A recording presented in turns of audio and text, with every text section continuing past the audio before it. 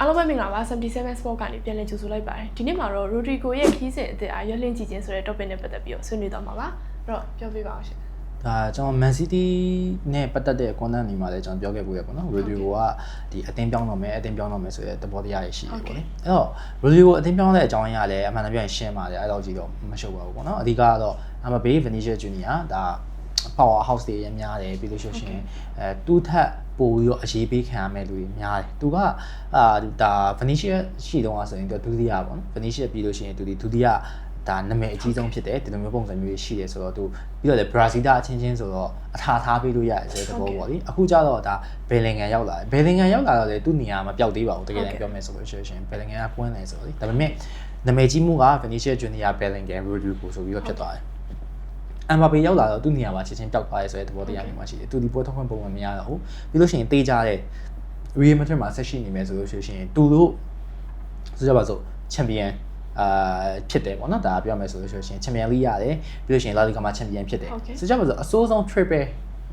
ဟိုဘယ်လိုပြောမလဲအောင်မြင်ဆုံး Triple တို့ Quadruple တို့ရောက်တဲ့အချိန်မှာတောင်မှ Rodrigo ဒီဘလောင်တီရောဆိုရဖို့အတွက်မတေးကြတဲ့အနေအထားမျိုးမှာရှိတယ်။ဘာဖြစ်လဲဆိုတော့ Real Madrid တသိန်းလုံးအောင်မြင်သွားတယ်ဘယ်သူတွေကပါစားပေးခံရမလဲ။တေးကြတဲ့ Vinicius Junior, Bellingham, Mbappe ၃ယောက်ကိုပဲဒါ journalist တွေကမြင်ကြမှာ။ဒါပေမဲ့အကယ်၍သူဒါအတင်းပြောင်းနိုင်မယ်ဆိုလို့ရှိရင်တော့သူ့အတွက် chance တာပိုများသွားနိုင်တယ်။ဒီအတင်းမှာသူဒီ main player ဖြစ်လို့ရတယ်။ဒီအတင်းမှာသူဒီ captain လုပ်လို့ရတယ်။ပြီးတော့သူ့ကိုလိုချင်တဲ့အတင်းနေရာလည်းတကယ်တော့များပါတယ်။အဲ့လိုမျိုးဆိုတော့ဒါပြောမယ်ဆိုလို့ရှိရင် Rodrigo ဒီဒါခရီးအသက်ဆန့်ဖို့ခြေဆန့်ဖို့အတွက်အကြောင်းတရားဖန်လာတယ်ပေါ့။အဲ့တော့သူဘယ်သူကိုခြေဆန့်မယ်လေလို့မျိုးရှင်လာလီဂါပဲလားလာလီဂါပဲဆိုလို့ရှိရင်သူနဲ့တန်တာပေါ့နော်ပြောချင်တာသူ့ခြေစောနဲ့တန်တာဆိုတော့ဘာစီလိုနာတစ်ခုပဲရှိမယ်အဲ့တော့လူမုန်းခံမလားဘယ်သူမှတော့အမုန်းမခံကြဘူးပေါ့လေပြောလို့ရှိရင်ဘာစီလိုနာနဲ့ Real Madrid ဆိုတာ El Clasico ဖြစ်ရတော့တဲ့အထိပြိုင်ဆိုင်မှုပြင်ဆင်ခဲ့တာဒါနိုင်ငံရေးပိုင်းအရာကောပြီးလို့ရှိရင်သူတို့ရဲ့လူမျိုးတွေအရာကောဟိုကျွန်တော်ရန်ကုန်နဲ့မန္တလေးလို့ပေါ့ဗျာပြောမယ်ဆိုလို့ရှိရင်ချနေကြတဲ့ပုံစံမျိုးပဲအဲ့လိုမျိုးဆိုတော့သူတို့မှာဆိုလို့ရှိရင်ဒါနိုင်ငံရေးတွေပါပါတယ်ကက်တလန်ကြီးဆိုလို့ရှိရင်ဒါ revolutionist တွေများတယ်ဒါဒီ Real Madrid မှာဆိုလို့ရှိရင်เนาะဒါတော်ဝင်မျိုးတွေအများကြီးဒီလိုမျိုးပုံစံနဲ့ဒီအခြေခံလူများစားနဲ့တထေးသားကြီးချကြရဲဆိုတဲ့သဘောမျိုးပေါ့လေအဲ့လိုမျိုးဆိုတော့ဘာစီလိုနာကိုတော့မပြောင်းတော့ပါဘူးအဲ့တော့ဘာစီလိုနာကလည်းဒီRodrigoကိုဝယ်နိုင်တဲ့ဟိုပြောရှင်ပတ်စံပမာဏလေးမရှိသလိုသူ့နေရာမှာလည်း Rafinha တို့ယာမဲတို့ရှိနေတာဖြစ်တဲ့အတွက်ကြောင့်မျိုးဘာစီလိုနာကိုတော့မရောက်ဘူးဒါပေမဲ့တကယ်တမ်းရောက်မဲ့ဟာဒီပါလဲဆိုတော့ Liverpool ဖြစ်နိုင်ခြေရှိတယ် Liverpool ဆိုလို့ရှိရင်ဒါဆာလာနဲ့အစားထိုးဖို့အတွက်လုပ်နေပြီလက်ရှိအနည်းဆက်ဆုံးဆိုရင်တော့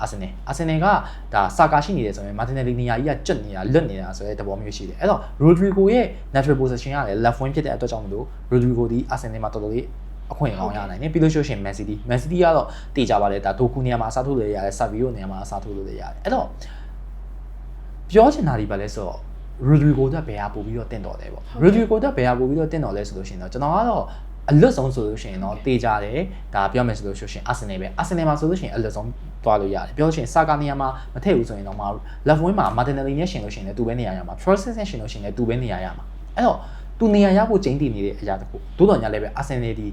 တစ်ဖက်ကကြည့်မယ်ဆိုလို့ရှိရင်သူ့လိုမျိုးဒါဖလားအချိပတ်နေအရန်အောင်မြင်မှုရခဲ့တဲ့လူတယောက်ကအာဆင်နယ်ကိုပြောင်းမှာမလားဆိုတဲ့သဘောမျိုးရှိတယ်။ပြောချင်တာကဘာလဲဆိုတော့သူ့ကိုအာဆင်နယ်တတင်းနဲ့စိတ်ဝင်စားနိုင်တယ်ဆိုလို့ရှိရင်တော့ okay ပြောင်းကောင်းပြောင်းနိုင်တယ်။ဒါပြောမယ်ဆိုလို့ရှိရင်တန်တရာပေးတယ်ဒါ Real Madrid ကလည်းအဆင်ပြေတယ်သူကလည်းလာစားပိုင်းရဆိုကြပါစို့2သိန်း3သိန်းလောက်ရမယ်ဆိုလို့ရှိရင်တော့တစ်ပတ်ကို2သိန်း3သိန်းလောက်ရမယ်ဆိုလို့ရှိရင်တော့အဆင်ပြေတာပေါ့။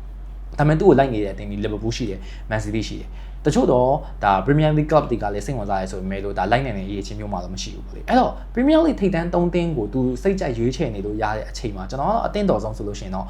Liverpool လို့မြင်တယ်ဘာဖြစ်လို့လဲဆိုတော့လက်ရှိမှာဆိုလို့ရှိရင်ဒါကျွန်တော်တို့ဒါ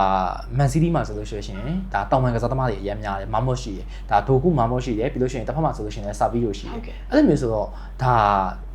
တောင်ပန်မှာတူပါလာလို့ရှိရင်၄ယောက်တေးကြတယ်တူကတော့ပါစားပေးခံရမှာဆိုပေမဲ့တစ်ဖက်ကကြည့်နေဆိုလို့ရှိရင်လည်း Guardiola ဒီဘယ်တုန်းကမြင်ကစားသမာ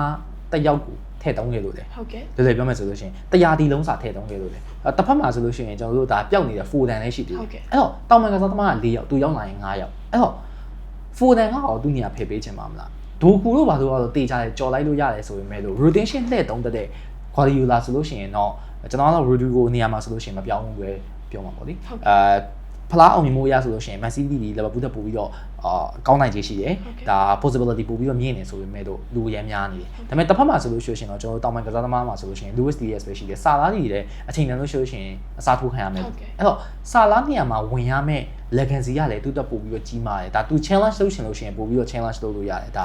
ပို့ပြီးတော့လည်းနာမည်ကြီးသွားနိုင်တဲ့အနေအထားမျိုးမှာရှိတယ်ပြီးတော့နောက်တစ်ခုပါလဲဆိုတော့ Chiesa တို့ပြီးလို့ရှိရင်ဆိုကြပါစို့အဲ့ဒီဘက်ချမ်းမှာဆိုလို့ရှိရင် Chiesa ရှိတယ် Chiesa ဆိုလို့ရှိရင်တစ်ချိန်လုံးဒဏ်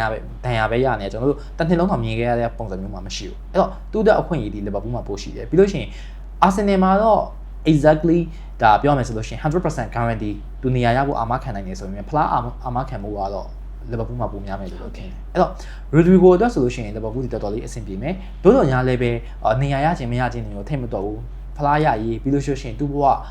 ပြောလို့ရှိရင်ကစားသမား career ဘဝတက်ဆင့်မြင့်ရေးဆိုလို့ရှိရင်တော့ Man City ကိုရွေးချယ်မှာပေါ့လေအဲ့တော့နေရာရဖို့အာမခံချက်ဒီArsenal ကိုဖယ်လိုက်မယ်ဆိုရင် Liverpool ဒီအမြင့်ဆုံးဖြစ်တယ်ဒါဖလားရဖို့အာမခံချက်မဟုတ်လို့ရှိရင်လည်းဆိုကြပါစို့ဒါသူ့ရဲ့ဒီ personalize ပေါ့နော်ပြောလို့ရှိရင်ဒါ personal brand နဲ့အောင်မြင်မှုအတွက်ဆိုလို့ရှိရင်တော့ Man City ကိုပဲရွေးမယ်လို့ကျွန်တော်တော့ထင်တယ်အဲ့တော့ကျွန်တော်သဘောအရဆိုလို့ရှိရင်တော့ Liverpool ပါပဲ Liverpool ကိုသွားမယ်ဆိုလို့ရှိရင်တော့ Premier League မှာလည်းပြန်ဆိုင်မှုပြင်ထန်လာမယ်Man City ပဲအကောင့်တကအကောင့်ကြီးစုနေရမျိုးမဟုတ်ဘဲနဲ့ Liverpool ဒီလည်းအဆင်ပြေလာမယ်ပြီးလို့ရှိရင် Arsenal ဒီလည်းတစ်ဖက်ကကြိုင်နေတာဖြစ်တဲ့အတွက်ကြောင့်မလို့ဒါ3သင်းလောက်တော့ရှိလာအောင်ပေါ့လေဒါပြီးခဲ့တဲ့နှစ်တွေတုန်းကဆိုလို့ရှိရင် Man City Liverpool ပဲဖြစ်နေတာကနေပြီးတော့မနေ့လွန်ခဲ့တဲ့နှစ်အနည်းငယ်လောက်တော့ Man City Liverpool Arsenal အခုကျတော့ပြန်ဖြစ်သွားပြီLiverpool Arsenal ပဲအဲ့တော့3သင်း4သင်းလောက် Powerhouse Premier League မှာဖြစ်လာဖို့အတွက်ဆိုလို့ရှိရင်တော့ကျွန်တော်တို့ Rodrigo ကို Liverpool ပဲသွားစေချင်တယ်ပေါ့ဟုတ်ကဲ့ပါအဲ့တော့ဆိုတော့အခုဆိုလို့ရှိရင်တော့ Rodrigo ရဲ့လက်ရှိပြောင်းရွှေ့အခြေအနေနဲ့ပတ်သက်ပြီးတော့ဆွေးနွေးခဲ့တာပါကြည့်ရှုအားပေးခဲ့တဲ့အတွက်ကျေးဇူးတင်ပါတယ်